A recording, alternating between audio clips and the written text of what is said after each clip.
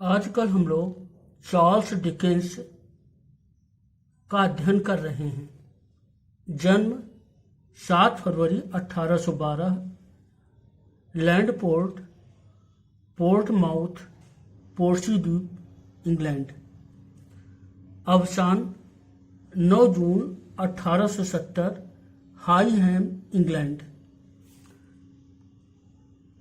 Dickens and daughter, Dickens and daughter 1939, यह एक पुस्तक है। इसमें डिकेंस तथा उनके दूसरे नंबर की बेटी केट के रिश्तों पर प्रकाश डाला गया था। यानी डिकेंस एंड डॉटर में डिकेंस और उनकी दूसरे नंबर की जो पुत्री थी केट, उसके रिश्ते पर प्रकाश डाला गया है। केट ने ग्लेडीज के साथ मिलकर यह किताब लिखी थी। तो ये किताब केट ने लिखी है, डिकेंस एंड डॉटर, और केट ने किताब ग्लेडीज के साथ मिलकर लिखी है। दरअसल डिकेंस ने केट की मम्मी यानी अपनी पहली विवाहित पत्नी कैथरीन से वे अलग हो गए थे। तो इसी आक्रोश में केट ने डिकेंस के ऊपर एक किताब लिखी है तथा उनके जो विवाहेतर संबंध है उसके बारे में लिखा है। केट को इस बात का दुख था कि पिता ने इस दूसरी औरत एलेन टेरमन के लिए उनकी प्यारी मां को अकेली रहने के लिए मजबूर किया। यानी डिकेंस ने एक अभिनेत्री थी एलेन टेरमन, उम्र में उनसे बहुत ही छोटी थी, तो उसके लिए अपनी पत्नी से डिकेंस का अलगाव हो गया था। डिकेंस के अधिकांश कैरेक्टर्स फ्लैट तथा एग्जाजरेटेड हैं। यानी डिकेंस के जो चरित्र हैं, जो किरदार हैं, वे फ्लैट हैं, वे राउंड नहीं हैं, वे फ्लैट हैं तथा वे एग्जाजरेटेड हैं, यानी बहुत ही बढ़ा चढ़ाकर उनका चरित्र चित्रण किया गया है। डिकेंस के प्लॉट कमजोर हैं। अच्छा, जो प्लॉट है वो डिकेंस के बहुत ही सशक्त नहीं हैं, वे कमजोर माने जाते हैं। नॉवलिस्ट विद पर्पज, डिकेंस को नॉवलिस्ट विद पर्पज बोला जाता है। वे कला के लिए, कला यानी आर्ट फॉर आर्ट्स से नहीं लिखते हैं।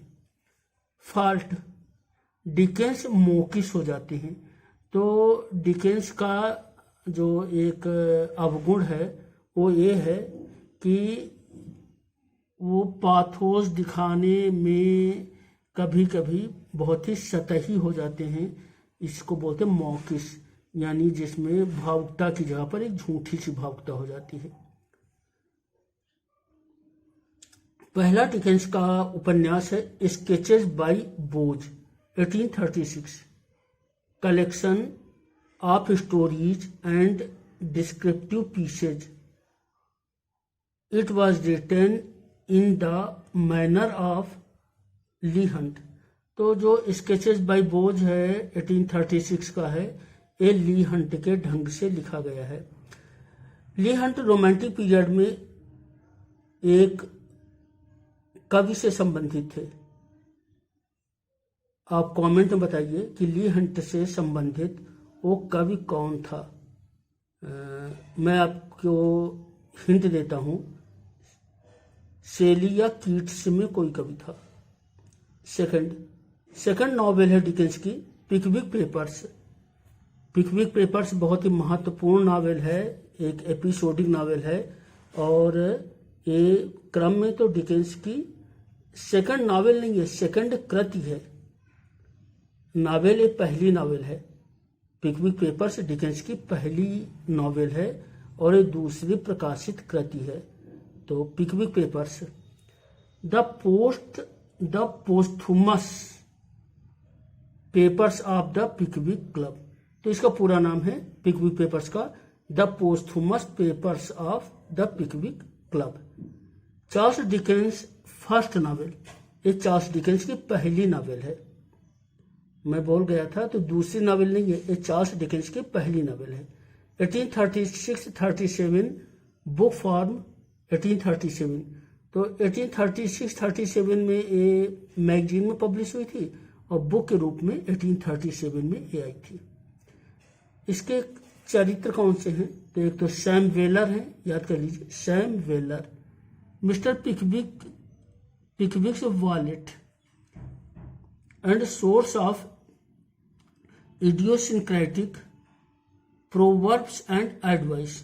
तो सैम वेलर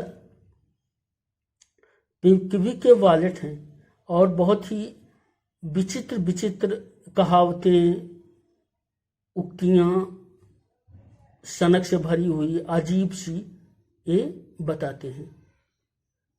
अब वेलर इनका सरनेम है, तो टोनी वेलर ये सैम वेलर के फादर हैं, सैम वेलर के पिताजी हैं। Tony Weller Sam Weller's father. Alfred Jingle a strolling actor, Alfred Jingle a strolling actor and charlatan noted for telling bizarre anecdotes. तो एक पात्र है अल्फ्रेड जिंगल। तो अल्फ्रेड जिंगल एक धोखेबाज है, फ्रॉड है, अजीब सा पात्र है। शार्लाटन है, एक चीट करने वाला पात्र है। और ये जो है विचित्र बिजार यानी अजीब सी जो घटनाएं हैं वो इसके साथ होती हैं। अल्फ्रेड जिंगल, तो दो पात्र आपके हो गए, सैम वेलर और अल्फ्रेड जिंगल। और आप देख रहे हैं डिकेंस का पहला नावल पिकविक पेपर्स।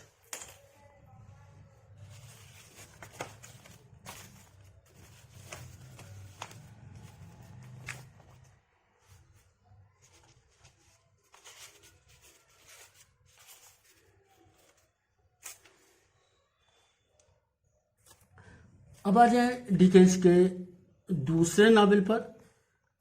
डिकेंस के दूसरे नावल पर जो कि परीक्षा की दृष्टि से बहुत ही महत्वपूर्ण है, ओलिवर ट्विस्ट, तीसरी बुक और दूसरा नावल ओलिवर ट्विस्ट। और the Paris boys progress, the Paris boys progress का ओलिवर ट्विस्ट सेकंड नावल है। थीम क्या है? Unnecessary degradation and suffering of the poor in English workshop, यानी जो इंग्लिश वर्कशॉप हैं उसमें बेमतलब जो गरीब बच्चे थे उनको कष्ट झेलना पड़ता था। तो गरीब बच्चों का जो शोषण होता था वर्कशॉप्स में, वही इसकी थीम है। अनाथ ओलिवर एक वर्कहाउस से भागता है, लंदन में आर्टफुल डोजर से मिलता है। आर्टफुल डोजर गरीब जिपकतरों पिक पॉकेट के गैंग का सदस्य। इस पिक पॉकेट गैंग का नेता एल्डरली क्रिमिनल फैगिन्स है। तो पिकविक पेपर में फैगिन्स की डेन आती है। डेन माने होता है, मतलब एक निगेटिव में होता है घर, एक गिरोह, गैंग का घर। तो फैगिन की डेन है और फैगिन की डेन में बहुत सारे लड़के लड़कियां हैं जो कि क्राइम के काम करते हैं। उसमें एक आर्टफुल डॉजर है जो नए लड़कों को फंसाता है और उनसे जेबकतरे का काम करवाता है। और इस गैंग में लड़कियां भी हैं। तो फैगिन का गैंग है। बहुत ही, जैसे एक प्रश्न पूछा जाए कि फैगिन का गैंग किस डिकेंस की नावल में आता है जो डिकेंस के दूसरे उपन्यास पिकविक पेपर्स में फैगिन का जो है पूरा गैंग है। पिकविक पेपर नहीं, ओलिवर ट्विस्ट में पूरा फैगिन का गैंग है।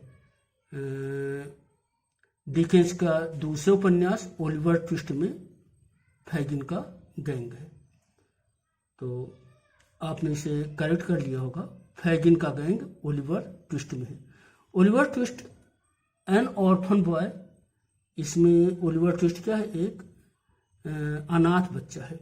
फैगिन एक criminal gang boss of young boys, तो एक क्रिमिनल बॉस है फैगिन और नए नए लड़कों का एक गैंग है, उसका बॉस है।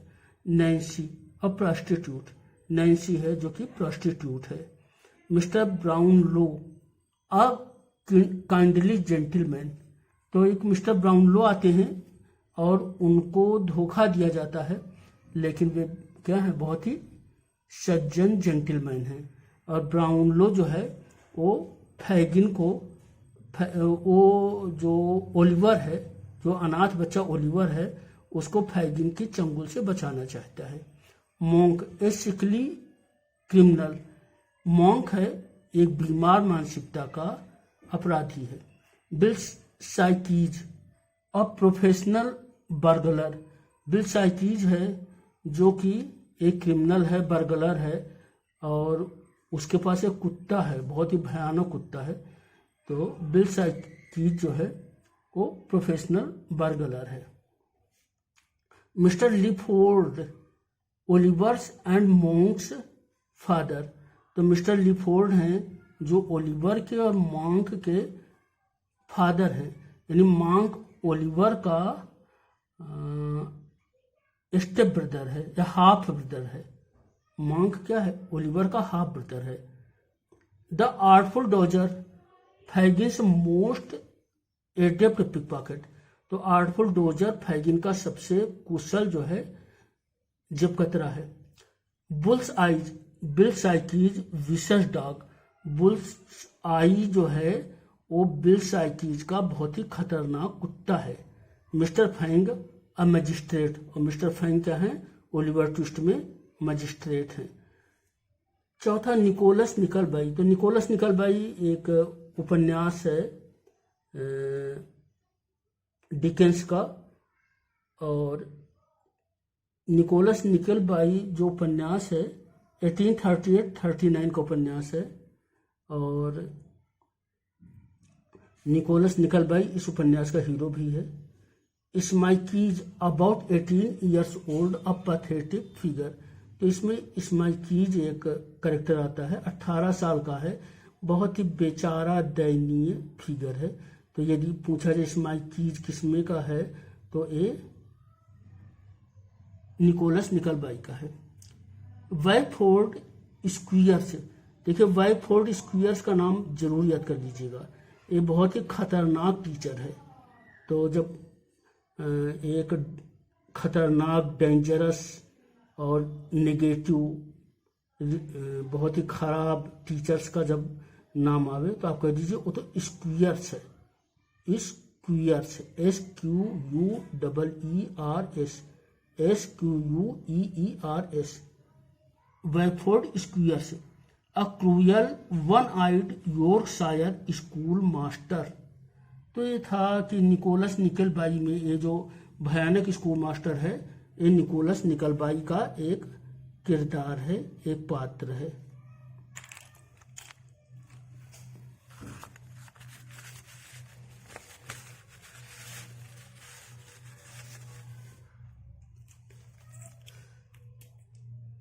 अब जो अगली उपन्यास आती है द ओल्ड क्यूरियोसिटी शॉप, तो द ओल्ड क्यूरियोसिटी शॉप कोई शॉप नहीं है, ये वास्तव में एक जगह है, एक स्थान है। इसमें तो द ओल्ड क्यूरियोसिटी शॉप का एक पात्र है nail Trent, the novels main female character. तो नेल ट्रेंट बहुत ही महत्वपूर्ण एक लड़की है। डेनियल क्विलप नॉवेल्स प्राइमरी विलन, और डेनियल क्विलप जो है विलन हो जाती है।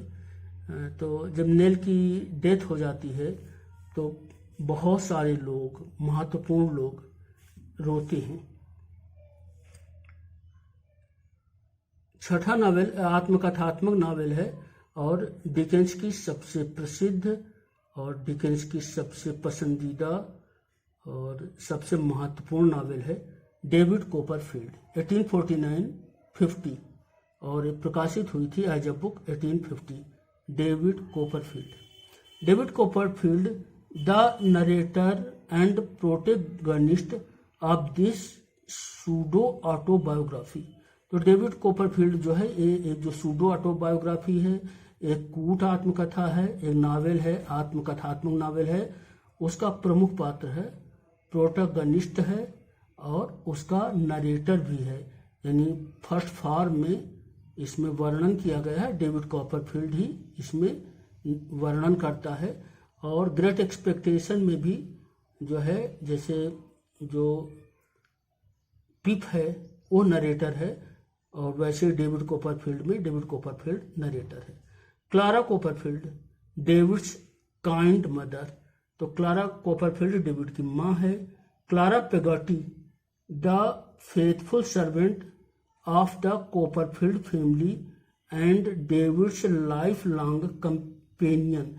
तो देखिए दो क्लारा हैं, एक क्लारा कोपरफील्ड है, डेविड की माँ है, और क्लारा पेगोटी है, ये कोपरफील्ड फैमिली की नौकर है और डेविड का लाइफ लॉन्ग कंपेनियन है, यानी जिंदगी भर इसने डेविड का साथ निभाया है।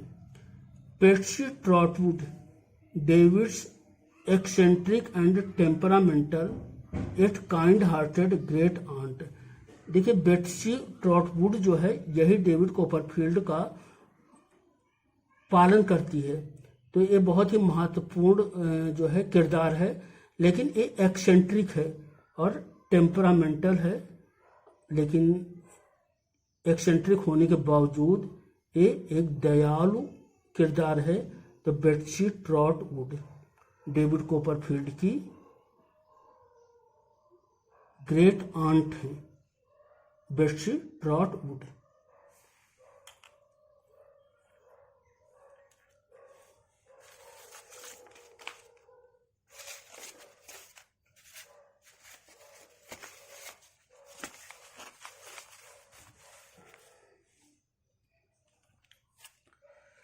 आगे के कुछ महत्वपूर्ण कैरेक्टर देखते हैं डेविड कोपरफील्ड। एडवर्ड मर्डस्टोन। तो एडवर्ड मर्डस्टोन इसका खलनायक है। दरअसल जो क्लारा कोपरफील्ड है, डेविड कोपरफील्ड की जो माँ है, तो उन्होंने जो अपनी मैरिज करी थी, सेकंड मैरिज, वो एडवर्ड मर्डस्टोन से करती हैं। तो वे डेविड कोपरफील्ड के जो है स्टेप फादर हुए। तो Edward Murdstone young David's cruel stepfather, और ये बहुत ही इसका जो विलन पात्र है। Jane Murdstone mister Murdstone's equally cruel spinster sister. तो जेन मर्डस्टोन एडवर्ड मर्डस्टोन की बहन है, वो कुंवारी हैं, यानी उन्होंने शादी नहीं करी है और बहुत ही क्रूर हैं और डेविड कोपरफील्ड पर अत्याचार के लिए एडवर्ड मर्डस्टोन को वो उकसाती रहती हैं। Emily, little Emily, mister Peggotty's niece and David Copperfield's childhood friend and love. तो जो एमिली है इसे लिटिल एमिली कहा जाता है। ये जो इनके क्लारा पेगोटी हैं, इनके जो सर्वेंट हैं, उनकी नीस है। डेविड की बचपने की दोस्त है, डेविड के बचपन की प्यार है और इसका बड़ा ही महत्वपूर्ण जो है किरदार है। यानी ये बड़ी विचित्र लड़की है और ये बहुत ही इसमें कहानी को बढ़ाती है, बहुत ही एक इम्पॉर्टेंट कैरेक्टर है। Mister Creakle the harsh dictatorial headmaster of young David's boarding school. तो डेविड कोपरफील्ड में दो मास्टर आते हैं, दो टीचर आते हैं। एक मिस्टर क्रीकिल हैं, ये बहुत ही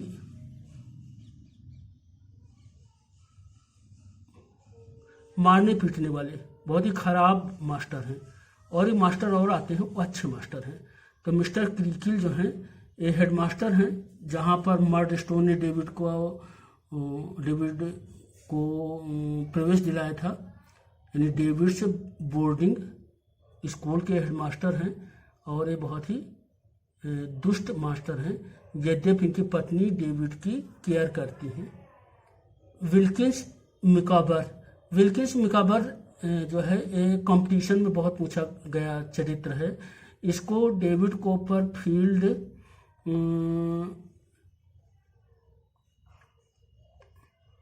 का जो ये चरित्र है विल्किंस मिकाबर, ये चार्ल्स डिकेंस के खुद के पिताजी के आधार पर डिकेंस ने बनाया था। तो Wilkins Micawber, his character is based on Dickens father John Dickens. तो इसका जो चरित्र है वो डिकेंस के पिता जॉन डिकेंस पर आधारित है। Emma Micawber, Wilkins Micawber's wife.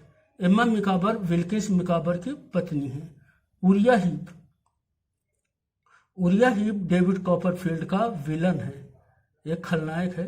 Urea Heep the main antagonist of the novel's second half, यानी नावल का जो दूसरा यानी जो उत्तरार्ध होता है उसमें ये एंटागोनिस्ट है, एक ऋणात्मक पात्र है। डॉक्टर स्ट्रांग ये अच्छे टीचर हैं, अच्छे शिक्षक हैं। तो doctor strong the head master of the David's Canterbury school. तो डेविड का जो कैंटरबरी स्कूल होता है उसके जो हेड मास्टर हैं वे डॉक्टर स्ट्रांग हैं, और ये कई बार कंपटीशन में पूछे गए हैं कि डॉक्टर स्ट्रांग कौन है। और जो मिस्टर क्रीकिल हैं ये भी टीचर हैं, और ये जिस बोर्डिंग स्कूल में इनके स्टेप फादर ने इनको प्रवेश दिलाया था उसके एक खराब टीचर हैं, दुष्ट टीचर हैं मिस्टर क्रीकिल। और डॉक्टर स्ट्रांग जो हैं इनकी जो आंट हैं, ग्रेट आंट, वो बेट्सी, उन्होंने डॉक्टर स्ट्रांग के बोर्डिंग में इनको प्रवेश दिलाया था, डेविड कोपरफील्ड को। और तब तक डेविड कोपरफील्ड की माँ क्लारा का दुखद निधन हो गया था। Mr Spenlow a lawyer employer of David as a proctor. तो डेविड मिस्टर स्पेनलो के यहाँ काम करता है, ये एक वकील हैं, और इनकी लड़की डोरा स्पेनलो से डेविड को प्यार होता है, फिर शादी भी हो जाती है। स्पेनलो को हार्ट अटैक हो जाता है, मर जाते हैं। लेकिन डोरा स्पेनलो हमें पूरी जिंदगी भर एक चाइल्ड ब्राइड बनी रहती है, और बाद में उसकी भी डेथ हो जाती है। तब डेविड की शादी एग्नेस होती है, और जो एक बहुत ही समझदार लड़की है, और डेविड के लिए वो गुड एंजल का काम कर रही होती है पहले। तो Dora Spenlow the daughter of Mr Spenlow who becomes David's first wife. तो ये डेविड कोपरफील्ड था। सेवेंथ जो इनका नावल है हार्ड टाइम्स 1854 का नावल है। थीम इसकी है evils of industrialism, excessive love for money, worship of machinery. तो जैसे औद्योगिक क्रांति होती है तो उसमें कुछ लोग होते हैं जो कि बहुत ही पैसे की पूजा करते हैं, पैसे के लिए कुछ भी कर सकते हैं। वर्शिप ऑफ जो एक्सेसिव लव फॉर मनी, और इसमें क्या है मशीनरी की पूजा होती है, हर काम मशीन से होता है। तो उसके जो इवेल्स हैं, जो इंडस्ट्रियलिज्म के औद्योगिकीकरण की जो बुराइयां हैं, वही इसका थीम है। मिस्टर बोंडर बॉय इसके एक पात्र हैं। Josiah Bounderby is a business associate of Mr Gradgrind. तो मिस्टर ग्रैड ग्राइंड इसके केंद्रीय पात्र हैं, वो शिक्षक हैं, और वे दिमाग को दिल पर वरीयता देते हैं। वो कहते हैं कि हर चीज़ क्या है, ब्रेन से सोचना चाहिए। फैक्ट, इसके लिए वो शब्द यूज करते हैं कि फैक्ट ही सब कुछ है। तो मिस्टर ग्रेड ग्राइंड के एक दोस्त हैं और उद्योगपति हैं, पैसे वाले हैं, Mr Bounderby. Josiah Bounderby is a business associate of Mr Gradgrind. Sissy Jupe इसमें एक बहुत ही महत्वपूर्ण कैरेक्टर है, सिसिलिया जूप नाम है। A circus girl of Sleary's circus, तो एक स्लियरीज सर्कस है, उसमें की एक लड़की है सीसी जूप, बहुत समझदार लड़की होती है और ग्रेड ग्राइंड अपनी लड़की के साथ उसका भी पालन पोषण करते हैं। एक और कैरेक्टर आता है Mr Sparsit, classical beauty who has fallen on hard times. 8वां का उपन्यास है लिटिल डोरिट, 1857 का उपन्यास है। सर्कमलोक्यूशन ऑफिस, इसमें लिटिल डोरिट में सर्कमलोक्यूशन ऑफिस का एक फैक्ट आता है। मार्शलशिप प्रिजन फॉर डेथ, दूसरा फैक्ट आता है। तो कंपटीशन में दो चीज़ें बहुत पूछी जाती हैं कि सर्कमलोक्यूशन ऑफिस का वर्णन कहाँ किया गया है। तो जो सर्कमलोक्यूशन ऑफिस है, काम को टालने वाला ऑफिस है, ये लिटिल डोरिट में आता है। और एक मार्शलशिप प्रिजन है, और मार्शलशिप प्रिजन में ही इनके पिताजी को जेल में डाला गया था, उसका भी वर्णन लिटिल डोरिट में आता है। Dorrit is called the father of Marshalsea. Dorrit is called the father of Marshalsea. Imprisonment is the theme of novel. और इसके बाद इनका एक दूसरी ऐतिहासिक नॉवेल का हम लोग अध्ययन करेंगे, a tale of two cities, London and Paris.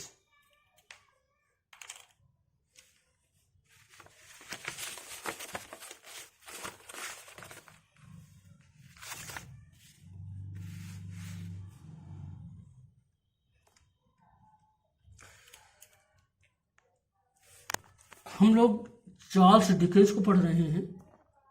उनकी अगली नावल है ए टेल ऑफ टू सिटीज, 1859। इसमें दो शहर हैं, London and Paris. Published in the periodical all the year round.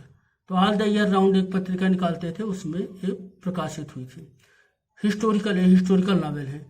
3 parts, इसके 3 पार्ट्स हैं, तो इनके नाम आप जरूर याद कर लें।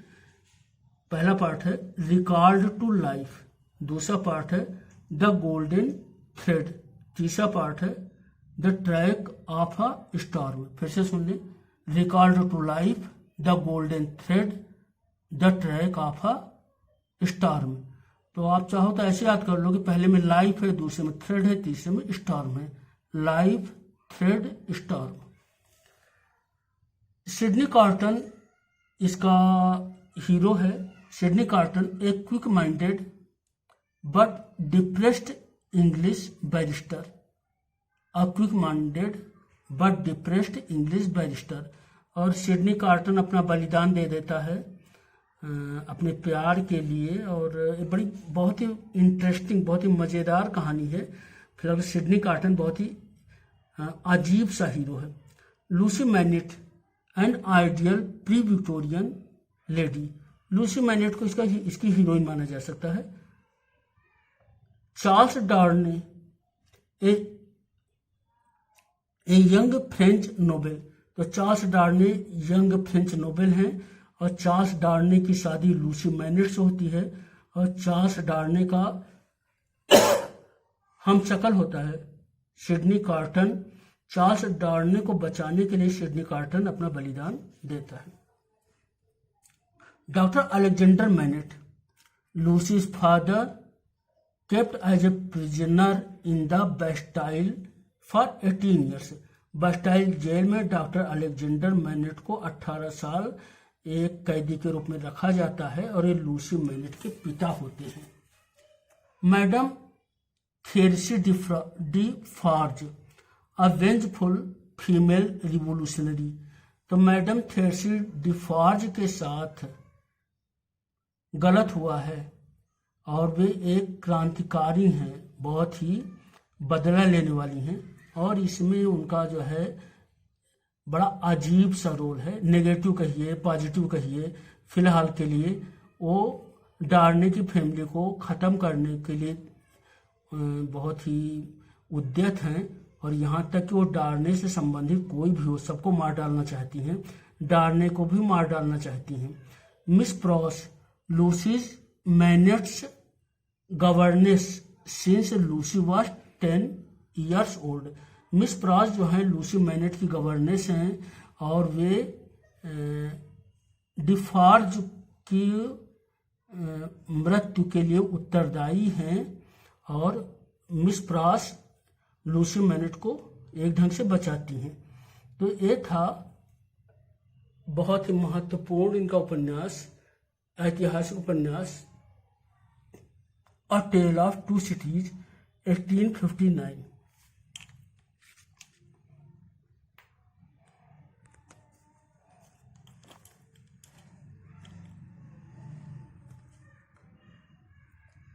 अब इनका एक और उपन्यास देखते हैं, वो भी बहुत ही महत्वपूर्ण है। वो है great expectation 1861। It is Dickens second novel after David Copperfield to be fully narrated in the first person. तो डेविड कॉपरफील्ड फर्स्ट पर्सन में नरेट किया गया है, डेविड कॉपरफील्ड बोलता है और ग्रेट एक्सपेक्टेशन में पिप बोलता है। तो दो नावल हैं जो कि फर्स्ट पर्सन में जिनमें नरेशन हुआ है, वर्णन हुआ है, और ये दूसरा नावल है। Published periodically in all the year round. तो वैसे डेविड कॉपरफील्ड की तरह ऑल द ईयर राउंड में प्रकाशित हुआ था। It is set among marshes in Kent and in London in the early to mid 1800। तो 1800 के समय में जो दलदल होते थे लंदन के पास, उजड़ी जगह होती थी, और जो केंट में दलदल उजड़ी जगह होती थी और लंदन में इसकी पृष्ठभूमि है। फिलिप पिरप निक नेम्ड पिप। तो फिलिप पिरप जो है जिसका निक नेम पिप है, वो इसका हीरो है। An orphan the protagonist and narrator.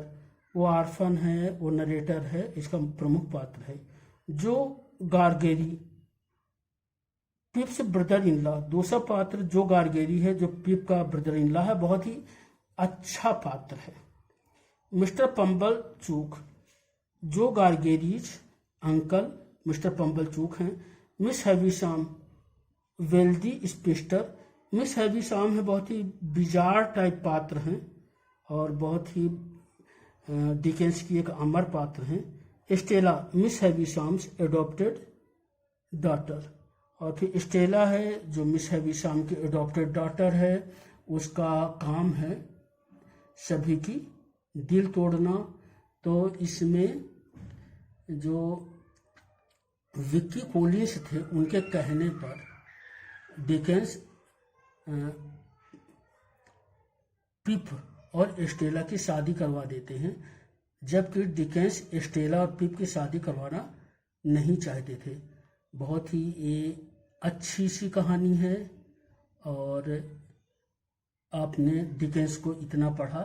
Dickens के बारे में हम अगला लेक्चर भी प्रस्तुत करेंगे और आप इन डिकेंस के बारे में लेक्चर्स को देखिए, अपने कमेंट करिए और आपको पसंद आए तो लाइक करिए और इसे सब्सक्राइब करिए। Thank you.